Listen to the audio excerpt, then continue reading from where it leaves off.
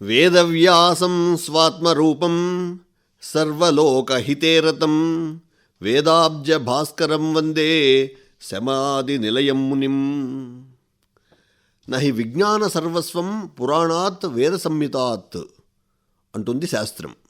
భారతీయ సంస్కృతిని ప్రతిబింబింపజేసేటువంటి విజ్ఞాన సర్వస్వాలే మన పురాణాలట. కల్పాంతంలో బ్రహ్మపురాణంగా ఒకటే పురాణం ఉండగా సగటు మానవుల అవగాహన కోసం వ్యాసుల వారు దీనిని 18 భాగాలు చేశారు. సృష్టి జ్ఞానము, పునఃసృష్టి, ఋషుల వంశావళి, విభిన్న మనువుల కాలాదులు, సూర్య చంద్ర రాజులు వారి చరిత్రలు, ధర్మాలు, దైవ పారమ్యాలు ఇవన్నీ కూడా పురాణాల్లో మనకు కనిపిస్తాయి. వేదాల అధ్యయనం, అధ్యాపనం, అవగాహనలు చేసేందుకు గాను పురాణాలు చాలా ఊతమిస్తూ ఉంటాయి. భద్వయం మద్వయం చైవ భ్రత్రయం వచతుష్టయం అనాపద్లింగ కూస్కాని పురాణాన్ని నవద్వయం అంటారు. ఈ ప్రాధాన్యతలోనే ఇవాళ బ్రహ్మపురాణం గురించి తెలుసుకుందాం. ఆద్యం సర్వపురాణానాం పురాణం బ్రహ్మ ఉచ్యతే. అష్టాదశ పురాణాన్ని పురాణజ్ఞాః ప్రచక్ష్యతే అంటుంది విష్ణు పురాణం. విష్ణు పురాణంలో చెప్పబడినటువంటి ఈ శ్లోకం బ్రహ్మపురాణం యొక్క పరమ ప్రాధాన్యతను, ఈ పురాణంలోని రాజసాన్ని, ఈ పురాణ వైభవాన్ని వివరంగా చెప్తుంది. బ్రహ్మపురాణం బ్రహ్మకల్పంలో సాక్షాత్తు బ్రహ్మచేతనే మరీచి అనేటువంటి మహర్షికి ఉపదేశించబడిందట. ఇది 10,000 శ్లోకాలతో 246 అధ్యాయాలతో అలరాడుతూ ఉండేటువంటి గొప్ప పురాణం. పాప పుణ్యాలను, సదాచారాలను, సద్వర్తనాలను, వర్ణాశ్రమ ధర్మాలను, ఉత్తమ జీవన మార్గాలను ఉపదేశించడం ఈ పురాణంలోని మర్మం. అబంధ్యం దివసం కుర్యాత్ అన్నదానేన మానవాః భోజయిత్వా శతం నిత్యం నరో వేదవిదాం వరం అంటూ అన్నదాన ప్రాధాన్యతను బ్రహ్మపురాణం చాలా విశేషంగా చెప్తుంది. ఏ గృహస్థుడు పిపీలకాది ప్రాణికోటికి సైతం ప్రాణాహుతుల్ని సమర్పించిన తరువాతనే భోజనం చేస్తాడో, ఎవరైతే నిత్యం అన్నదానం చేస్తూ జన్మను సార్థకం చేసుకుంటాడో అలాంటి వాడు ఉత్తమ స్థితిని పొందుతాడు అంటూ అన్నదాన వైభవాన్ని గురించి బ్రహ్మపురాణం కీర్తిస్తుంది. ఈ పురాణం సంసార చక్ర విశేషాలను వేదాంత ధోరణిలో కూడా వివరిస్తుంది. పూర్వం ఋషులందరూ కలిసి వ్యాస భగవానుడి దగ్గరికి వెళ్ళారట. ఓ పరమర్షి, మాకు ఈ దృశ్యమానమైనటువంటి సాంసారిక చక్రం గురించి చాలా సందేహాలున్నాయ్యా, దయతో నివృత్తి చేయండి అని వేడుకున్నారట. నిజంగా అసలు మానవుడికి సహాయంగా ఉండేది ఎవరు? తండ్రి, తాత, కొడుకు, గురువు, జ్ఞాతులు, బంధువులు, మిత్రులు, ఇలా మన పరివార గణంలో అసలు ముఖ్యమైన వాళ్ళెవరు? వీరిలో మనకు అసలు హితులెవ్వరు? అలాగే మనిషి మరణించాక ఆ మరణించిన వారికి తోడు ఉండేవాడెవడు? ఈ పార్థివ దేహాన్ని వ్యర్థ వస్తువుగా పారేస్తుంటారు కదా, ఇందులోని మర్మమేమిటి? మాయామయమైనటువంటి ఈ జీవన చక్రమేమిటి? ఇది మునీశ్వరుల ప్రశ్న. తపస్సుల ద్వారా లోకకాంక్షను గమనించినటువంటి వ్యాసుల వారు తత్వాన్ని ప్రబోధించాడు. మనిషి ఒక్కడిగానే జన్మిస్తాడు, ఒక్కడిగానే మరణిస్తాడు, ఒక్కడిగానే కష్టాలను అనుభవిస్తాడు, ఒక్కటిగానే వాటిని అన్నిటినీ కూడా అధిగమిస్తాడు. సంతోషము, దుఃఖము అన్నీ ఒక్కడిగానే, ఆనందము, బాధ అన్నీ ఒక్కడిగానే, ఇంకా అనుభవాలు, అనుభూతులు అన్నీ కూడా ఒంటరిగా అనుభవించాల్సిందే. భౌతిక విషయాలు తప్ప ఆంతరంగికంగా జీవుడు మరొకరి నుంచి ఎప్పుడూ ఏదీ పొందలేదట. మరణంతో సహా జీవుడు ఎప్పుడూ కూడా నిస్సహాయుడే. అంతిమ సమయంలో కూడా హితులు, బంధువులు కొంతసేపు శవం దగ్గర కూర్చొని ఏడ్చి ఆపై విడిచిపెట్టి వెళ్ళిపోతారు. దహనం చేయబడినటువంటి శరీరాన్ని విడిచి జీవుడికి తోడుగా నడిచేది సదరు వ్యక్తి జీవితకాలంలో ఆచరించినటువంటి ధర్మం మాత్రమే అంటూ ఋషి ప్రబోధ. ధర్మము తప్ప జీవుడిని మరెవ్వరూ అనుసరించలేరట.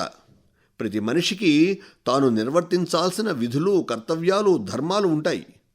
చిత్తశుద్ధితో వాటిని వినయంగా స్వీకరించి పాటించిన విధానం మాత్రమే పుణ్యఫలంగా మారి ఉత్తమ గతులకు దారి చూపుతూ ఉంటుంది, తోడు నిలుస్తూ ఉంటుంది. లోభం వల్ల, మోహం వల్ల, భయం వల్ల సాధారణంగా మహాపండితులుగా చెప్పుకునేటువంటి వారు సైతం తన కోసమో తనదని భ్రాంతిపడినటువంటి కుటుంబం కోసమో ధర్మవిరుద్ధమైన పనులు చేస్తూ తాత్కాలిక సుఖాల కోసం పరితపిస్తూ ఉంటారు. పురుషార్థాలలో కీలకంగా చెప్పబడేటువంటి అర్ధకామాలను కూడా ధర్మబద్ధంగానే పొందాలి అని వేద విధులు చెప్తూ ఉంటారు. అలా జీవించిన వారికే తురీయమైనటువంటి మోక్షము సంప్రాప్తిస్తుందట. ఇది వ్యాస భగవానుల వివరణ.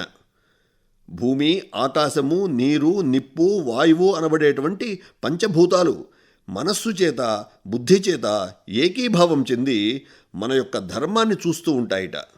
పంచభూతాలతో పాటు రాత్రి పగలు కూడా జీవుల పాపపుణ్యాలకు సాక్షులుగా ఉంటాయని బ్రహ్మపురాణం మనకు విశదపరుస్తుంది. మరణించాక ఆత్మ ఈ ఎముకలని, చర్మాన్ని, మాంసాన్ని వదిలిపెట్టి పాప పుణ్య ఫలితాలను ఎలా అనుభవిస్తుంది అనేటువంటి ప్రశ్నకు సైతం బ్రహ్మపురాణమే జవాబు చెప్తుంది. ప్రాణులన్నీ పంచభూతాత్మకాలుగానే పుడతాయి. జీవుల జీవన విధానాలకు పంచభూతాలు పరమసాక్ష్యాలుగా కూడా ఉంటాయి. జీవుడు సైతం పంచభూతాలతో తాదాత్మ్యం చెంది వాటికి లోబడే ఉంటాడు. అలా మనం చేసేటువంటి పాప పుణ్యాలను పంచభూతాలలో అంతర్యామిగా ఉండేటువంటి పరమాత్మ అనునిత్యం గమనిస్తూ మన కర్మలను బట్టి అనేక జన్మలలో ఆయా కర్మల ఫలితాలను అనుభవించేట్లుగా చేస్తాడు. సంసార చక్రంలో చిక్కుకొని బాధలు పడడానికి, సునాయాసంగా భోగభాగ్యాలు అనుభవించడానికి, మన అవస్థలకు, అగచాట్లకు, దరిద్రానికి, వ్యాధులకి, వీటన్నిటికీ కూడా మన కర్మ ఫలితాలే కారణాలని బ్రహ్మపురాణంలో వ్యాస భగవానులు తన వద్దకు చేరినటువంటి మునులకు తెలియబరుస్తాడు. ప్రజలను జాగరూకపరుస్తూ ధర్మం వైపు నడిపించడం కోసం నిర్దేశించినటువంటి ఇలాంటి అనేక విషయాలు బ్రహ్మపురాణంలో కనిపిస్తాయి. ఏ బిడ్డడైతే తల్లిదండ్రుల్ని అవమానపరుస్తాడో వాడు తర్వాత గాడిద జన్మెత్తుతాడట. తల్లిదండ్రులను కొట్టిన వాడైతే డేగ జన్మ అనుభవించాలిట. విశ్వాసఘాతకులు, దొంగతనం చేసేవారు, వంచనపరులు, పితృదేవతలను పూజించనివారు, గురుద్రోహం చేసేవారు, వీళ్ళంతా కూడా వివిధ జీవరాశుల జన్మలను అనుభవించి దుర్భర పరిస్థితులు పొందవలసి వస్తుందట. పురాణంలో చెప్పబడినటువంటి ఈ విషయాలన్నీ వితండవాదాలు చేయాల్సినటువంటి అంశాలు కావు. ఇవి ఆయా జీవకోటిని తక్కువ చేయడం ఎంతమాత్రము కూడా కాదు. మనల్ని భయపెట్టైనా సరే ధర్మం వైపు నడిపించడానికి ఋషులు కొంత మార్గాన్ని ప్రబోధించారు అని మనం గ్రహించాలి.